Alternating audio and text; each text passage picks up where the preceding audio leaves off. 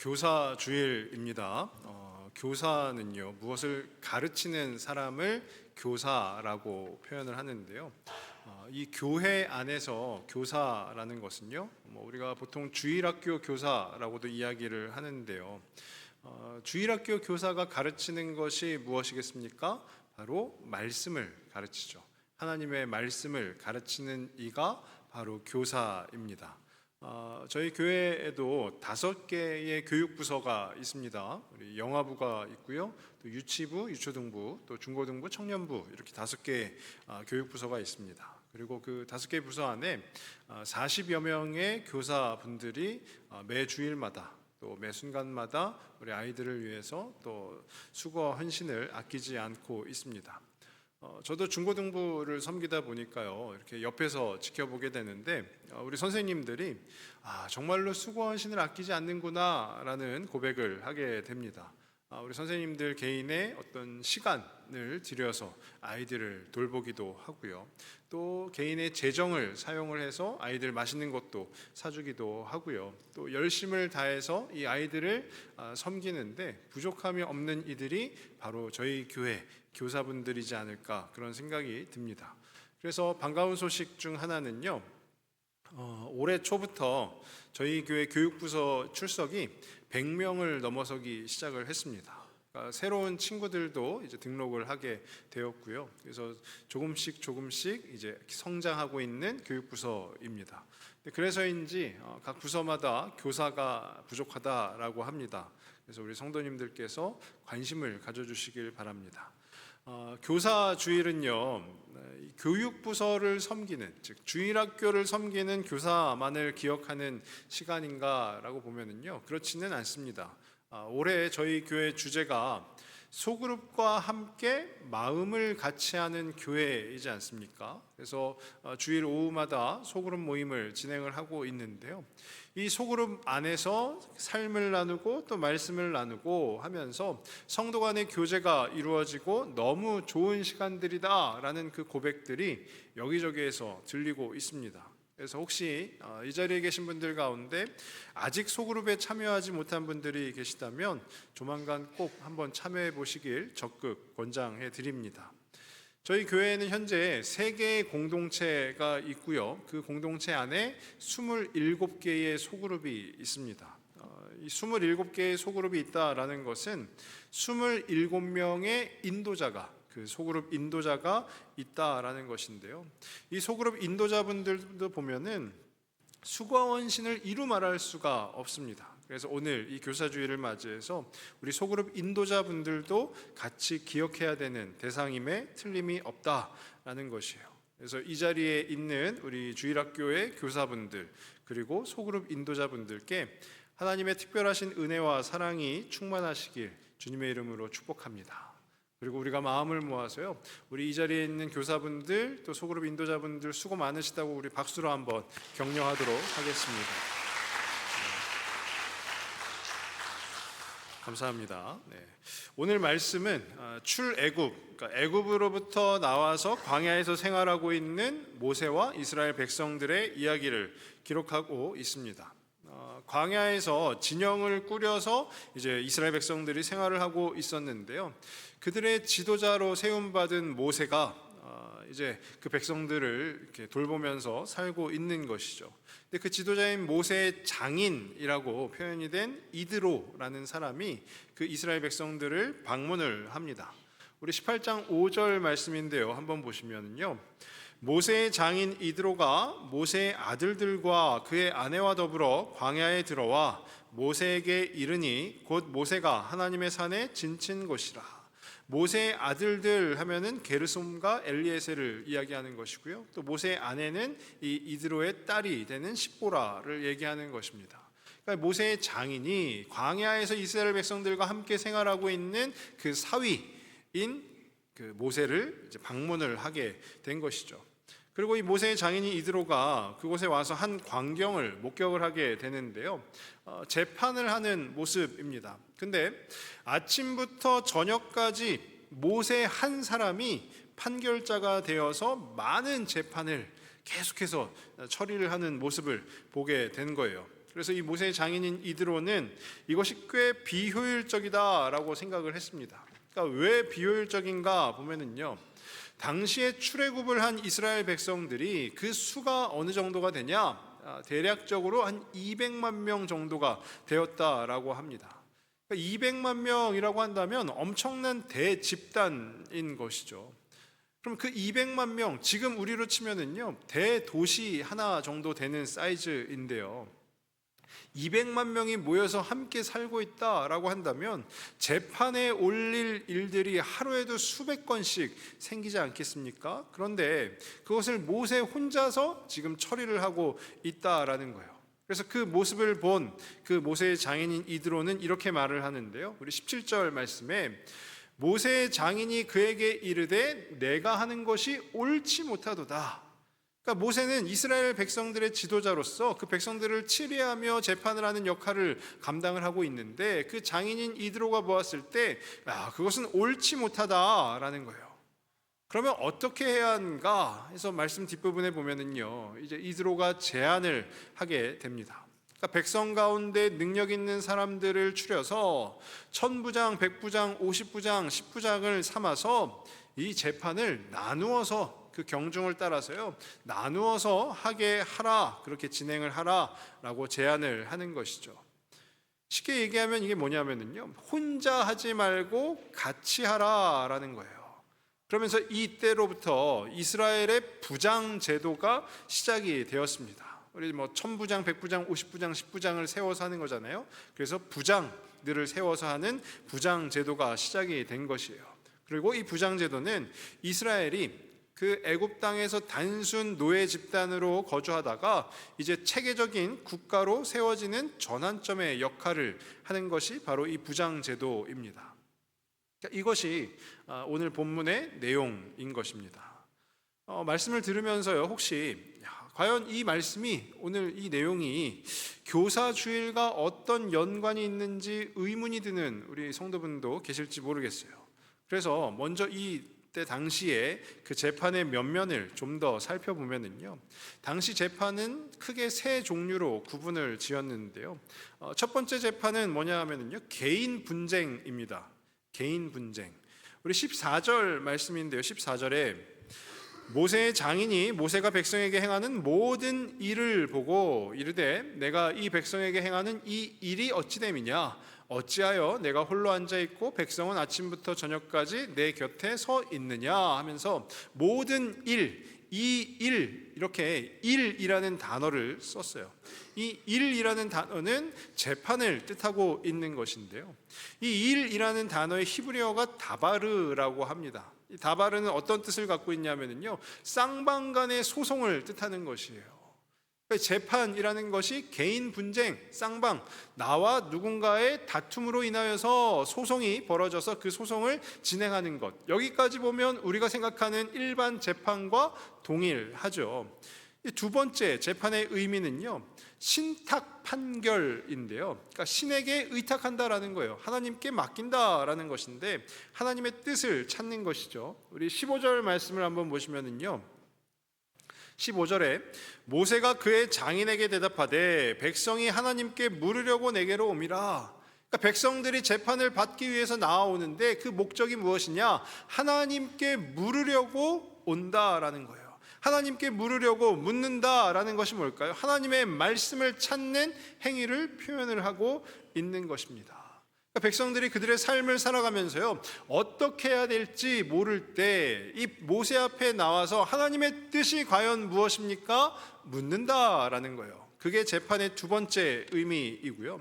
세 번째 의미는 교육적 판결이 이루어졌다라는 거예요. 교육의 장으로 활용이 되었다라는 것인데요, 우리 20절 말씀을 한번 보시면 그들에게 율례와 법도를 가르쳐서라고 되어 있어요. 가르쳐서. 그러니까 재판이 어떤 소송으로 인하여서 야, 이것은 맞고 이것은 틀리다, 옳고 그름을 분별하는 것에서 멈추는 것이 아니라 야, 하나님의 나라의 백성들은 이러이러하게 살아야 된다라고 모든 율례와 법도를 가르치는 자리가 바로 그 재판의 자리였다라는 거예요. 그러니까요, 정리를 하면 당시의 재판은 하나님이 주인 되심을 선포하고 성경적인 가치관을 백성들에게 가르치는 장이었다라는 거죠. 그러니까 우리 성경에 재판이라는 단어로 되어 있으니까, 그렇게 표현이 되어 있어서 우리는 상식적으로 생각했을 때 우리가 흔히 생각하는 재판, 법원에서 진행이 되는 재판을 생각을 하겠지만 그렇지 않다라는 거예요. 첫 번째, 개인 분쟁은 그러할 수 있지만 신탁 판결과 교육적 판결이 이루어지는 그 시간은요, 이 재판의 자리가 교육의 장인 것입니다. 이것을 지금 우리 교회로 따져보면은요, 지금 우리 교회 교육부서도 또한 우리가 주일 오후마다 모이는 소그룹도 같은 맥락에 놓여 있는 것 아니겠습니까? 교회 안에 교육의 장인 것이죠. 저는 저희 교회에서 사역하는 목회자 중에 한 사람으로서요, 우리 교회의 연약한 부분을 하나 짚어본다면은 저는 소수의 헌신이라고 생각을 합니다. 소수의 헌신, 이게 무슨 뜻인가 하면은요, 우리 교회에 많은 성도분들이 계시는데요, 그 중에 몇 명에 해당하는 분들을 보면 참으로 많은 헌신을 하고 계세요. 마치 오늘 말씀의 모세를 닮은 듯이 주일로 치면 주일 아침부터 오후까지 계속해서 여러 사역들 가운데 섬기고 계시다라는 거예요.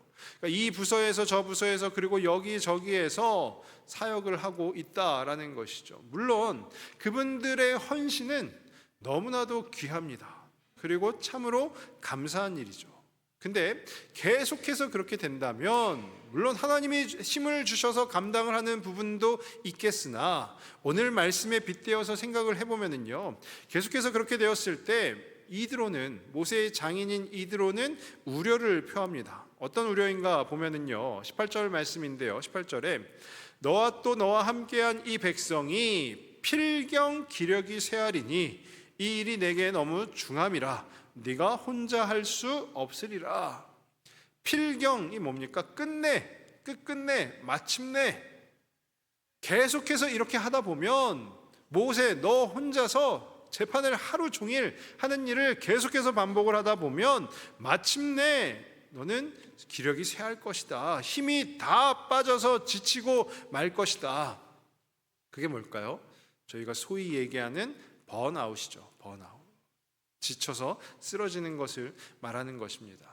그러니까 이 이드로는 이야기를 하고 있는 거예요. 그것을 예방하기 위해서, 번아웃이 올 것을 예방하기 위해서 제안을 하는데요, 그것이 아까 말씀드린 것처럼 함께 하는 것입니다. 이 공동체잖아요. 그러니까 공동체가 함께 지어져 가고 세워져 가고 이루어가는 그 신앙 공동체가 되어야 한다라는 거예요. 그게 바로 모세의 장인인 이드로가 그 이스라엘 백성들 공동체에 제안을 하는 것입니다. 저는 오늘 이 말씀을 통해서요, 우리 교회에 있는 모든 성도분들에게 두 가지 제언을 드리길 원하는데요, 그게 뭐냐면 우리 모두에게 해당하는 것입니다. 나는 이 공동체 안에서 어떤 성도가 되어야 하는가, 그것이 첫 번째 제언이고요. 두 번째는 오늘 이 자리에 주일학교에서 교사로 봉사하고 계시는 분들, 또 소그룹의 인도자로 봉사하고 계시는 분들, 또 이 교회에서 택함을 받아 중직자로 섬기시는 분들 가운데 나는 어떤 교사가 되어야 하는가라는 부분이에요. 그래서 이 두 가지를 하나씩 설명을 드리면은요, 먼저 첫 번째는 나는 어떤 성도가 되어야 하는가라는 거예요. 우리는 다 예수님을 믿기 때문에 또 이 부평동부교회에 등록하여 예배에 나오고 계시는 것이죠. 하나님을 믿는 자로서, 하나님께 택함 받은 자로서 이 신앙생활을 하며 우리의 믿음을 영위하며 살아가는데, 성도로 부름받았음에 어떤 성도로 나아가야 하는가 보았을 때요, 당시 그 백성 중에 1000부장, 100부장, 50부장, 10부장을 세울 때요, 그들은 그냥 세운 게 아닙니다. 자격이라는 것이 있었어요. 어떤 키 큰 사람들을 모아서 1000부장으로 세우고 능력이 있는 사람들을 모아서, 힘이 센 사람들을 모아서 세우고, 이게 아니고요, 자격이 있었는데 그 자격을 이드로는 설명을 합니다. 오늘 21절 말씀인데요, 21절에 보시면은요, 너는 또 온 백성 가운데서 능력 있는 사람들 곧 하면서 세 가지를 이야기합니다. 하나님을 두려워하며 진실하며 불의한 이익을 미워하는 자를 살펴서 백성에 세워 천부장과 백부장과 50부장과 10부장을 삼아라고 해요. 세 가지를 하나씩 살펴보면요, 하나님을 두려워하는 자여야 한다라는 거예요. 그러니까 나는 어떤 성도가 되어야 하는가 했을 때 첫 번째가 하나님을 두려워하는 자여야 한다라는 거예요. 그것이 경외입니다. 경외. 하나님을 경외하는 것. 하나님을 경외한다라는 것은요, 매사에 하나님을 인정하는 거예요. 이 매사라는 것은요, 단회적으로 끝나는 것이 아니라 매 순간 순간마다 우리 안에 거룩한 습관이 되어야 하는 거예요. 어느 날 한 날 갑자기 나는 하나님을 경외합니다 하고 그 다른 날들은 그렇지 않고가 아니고요, 매 순간순간마다 우리에게 허락하신 모든 날마다 하나님을 경외하는 자로 살아야 한다라는 것이죠. 그러니까 하나님 외에 그 어떤 것도 우리 가치 판단의 기준이 되어서는 안 된다라는 거예요. 하나님을 두려워하는 자이고요. 두 번째는 진실한 자인데요, 진실은 신실이라고도 할 수 있습니다. 진실에 쓰인 단어가 에메트라는 히브리어인데요, 진리, 신실하다의 의미의 아만이라는 단어에서 파생되어진 단어예요. 우리가 흔히 아는 아멘도 거기에서 나온 것입니다. 그러니까 이 신실하다라는 게 뭘까요? 이랬다 저랬다 하는 것이 아니라 사람들 안에서 동일한 모습을 갖추는 것, 그게 바로 진실한 자라는 것이죠. 세 번째로 이야기하고 있는 것은요, 불의한 이익을 미워하는 자라고 하는데 이건 청렴이라고 볼 수가 있어요.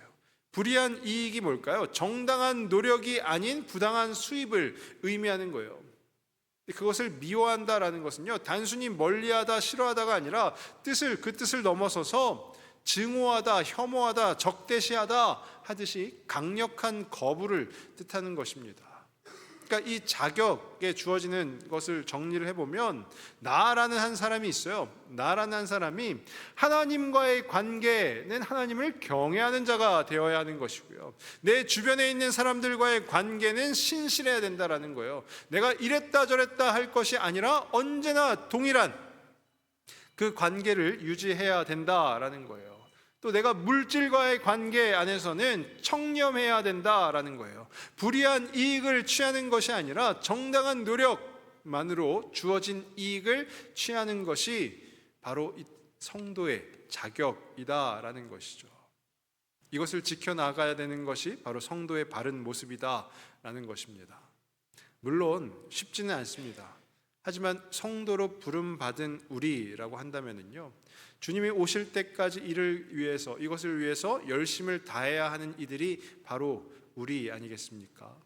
바라기는 하나님을 두려워하는 우리 모두가 되기를 바라고요, 또 진실한 관계를 맺어가는 우리 모두가 되기를 바랍니다. 그리고 청렴하게 살아가는 우리 모두가 되기를 주님의 이름으로 축복합니다. 두 번째 제언은요, 이제 이것은 우리 주일학교 교사분들, 또 소그룹 인도자분들, 또 이 교회에서 택함을 받은 중직자분들에게 거의 해당이 되는 이야기인데요, 나는 어떤 교사가 되어야 하는가라는 거예요.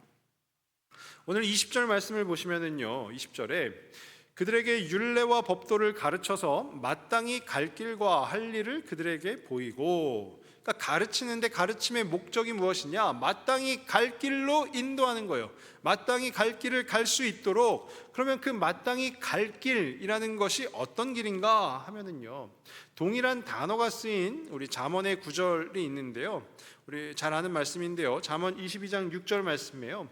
마땅히 행할 길을 아이에게 가르치라. 그리하면 늙어도 그것을 떠나지 아니하리라. 현재 우리 교회만이 아니라요, 많은 교회 주일학교가 품고 있는 어려움 중에 하나가 무엇인가 하면은요, 우리 아이들이, 즉 자녀들이 초등학생, 중학생, 고등학생까지는 부모의 어떤 압력에 의해서 교회에 잘 나온다라는 거예요. 근데 성인이 되면 이제 떠난다라는 것이죠. 그것이 어려움으로 남아있는데, 오늘 이 잠언 말씀은요, 그리하면 늙어도 그것을 떠나지 아니하리라. 나중이 되어도 이 아이들이 떠나지 않을 것이다. 말씀이 해결책을 알려주고 있는 것이죠. 그 해결책이 무엇인가 한번 생각을 해보면요, 그 말씀 앞에 이렇게 써 있어요. 마땅히 행할 길, 그 마땅히 행할 길을 가르치라 라는 거예요. 이 마땅히 행할 길에 해당하는 히브리어의 원문이 뭐냐면은 그의 길을 따라서라는 뜻이에요. 조금 더 정확하게 이야기하면 그 아이의 길을 따라서라는 것입니다. 이 따른다라는 게 뭐냐? 교육자가요, 교사가 아이의 능력, 잠재력, 본성, 기질을 잘 고려하여서 그 아이에게 가장 적합한 방식으로 가르쳐야 한다라는 것을 의미하는 것이에요.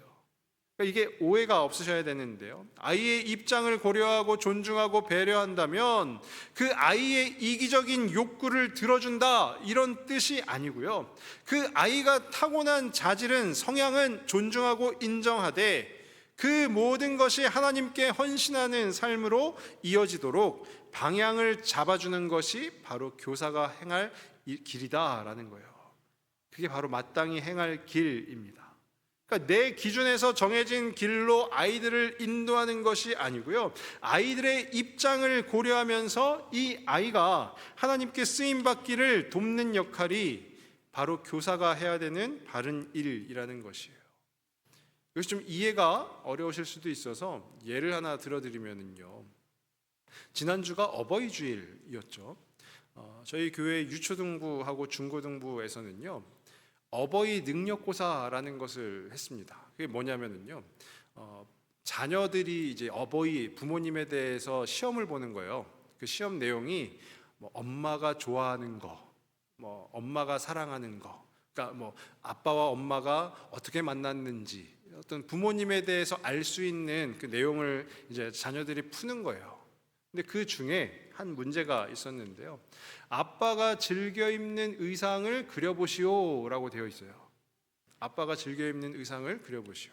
저희 중고등부에는 저희 큰아이가 있으니까요, 저희 큰아이는 그림을 그렸어요. 고등학생이 이렇게 그림을 그렸는데 제가 딱 보니까 양복이에요.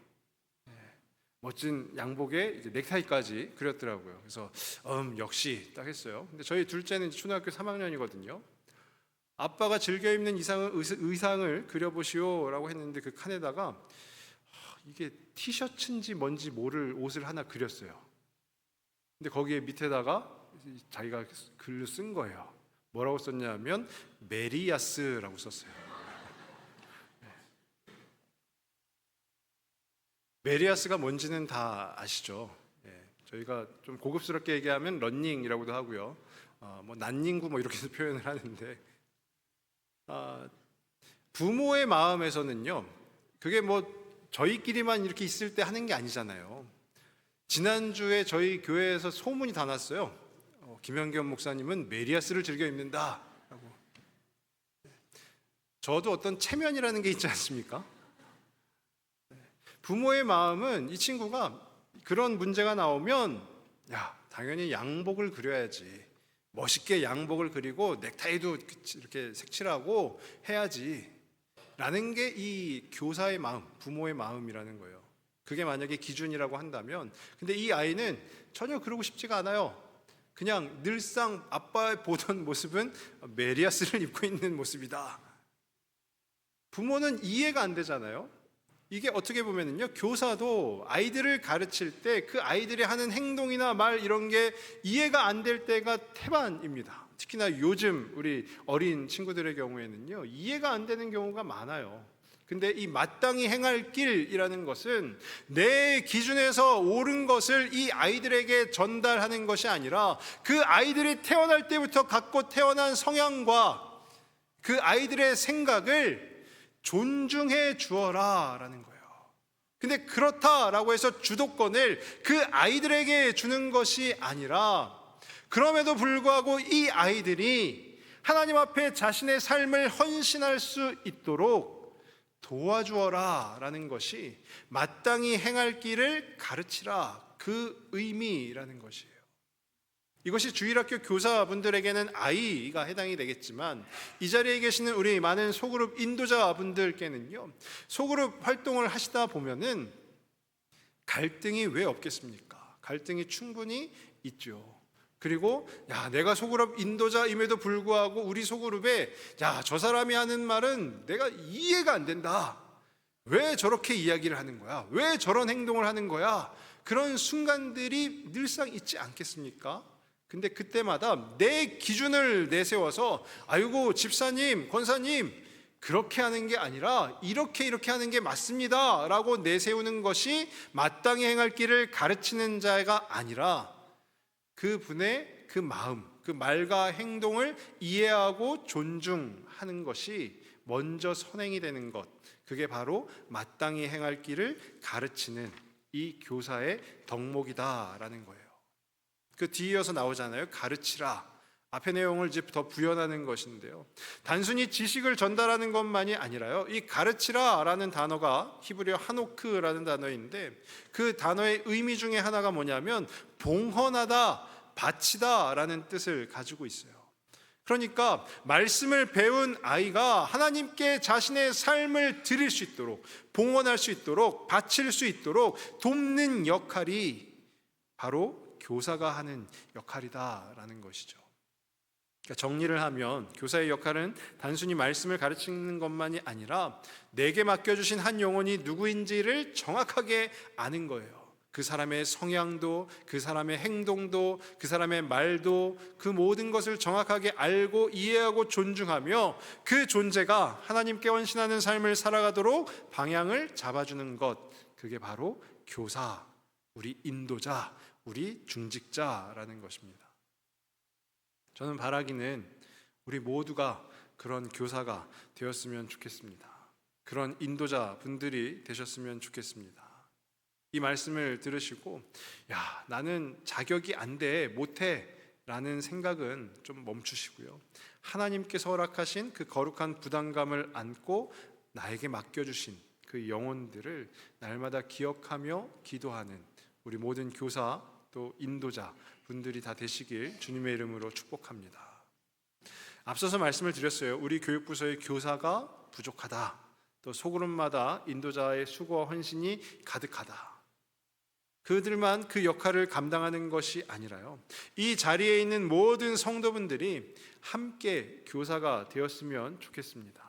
물론 실제 교사 또는 인도자로 임명을 받고 섬기고 봉사하는 일에 쓰임받으면 더할 나위 없이 좋겠죠. 근데 그것만이 아니라 이미 세워진 교사 그리고 인도자 분들을 기억하면서 기도하고 그들을 격려하고 위로하는 일을 감당하는 이가 되는 것 또한 마찬가지가 아니겠습니까?